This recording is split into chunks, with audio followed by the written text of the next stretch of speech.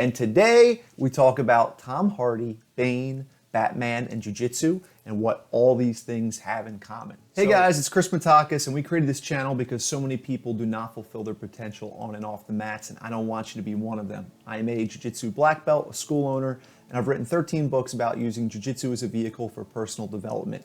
And today we talk about Tom Hardy, Bane, Batman, and Jiu Jitsu, and what all these things have in common. So Tom Hardy has been at the forefront of news in the jiu-jitsu space because he's been competing in local tournaments and crushing it. And it's an absolute joy to see. And here is why. If you remember in The Dark Knight Rises, when Bane and Batman fight for the first time, Bane is clearly much more physically imposing than Batman is. And when he catches his punch, he says, "Victory has defeated you." And the biggest lesson we can take away from Tom Hardy is that victory has not defeated him, meaning we don't rest on our laurels and slowly deteriorate because of past successes. We continue to pursue new endeavors and new successes to keep growing, because we know that positive emotion comes not from the attainment of a goal, but from the pursuit of a goal. So it doesn't matter what goals, what victories you've had in the past. We are not wired to sit still. The human organism needs resistance to elicit growth. And if we don't have that resistance, we're gonna go seek it out.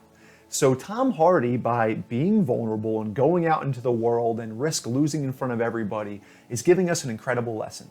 That man has had more victories in the mastery of his craft and financial successes than probably a lot of us can fathom.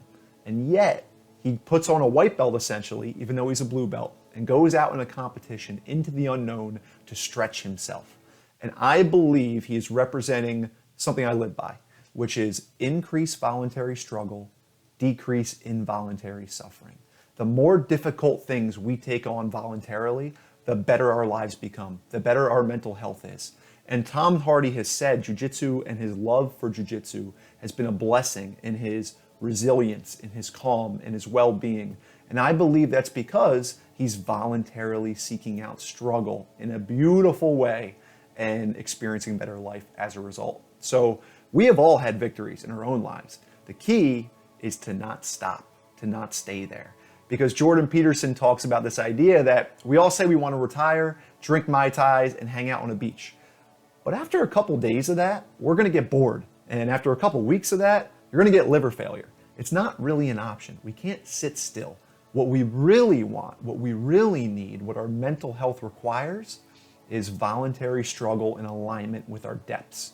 So it is an absolute joy to see Tom Hardy, who has achieved just about everything, go out there into this jiu-jitsu pursuit, into the unknown, and take on voluntary struggle. I think that's the lesson that we can learn from Tom Hardy and from this jiu-jitsu endeavor, is that the more difficult things we do, the better our lives become. And no matter how many difficult things we've done in the past, we don't get to stop. We have to keep going. So thank you, Tom Hardy, for that lesson.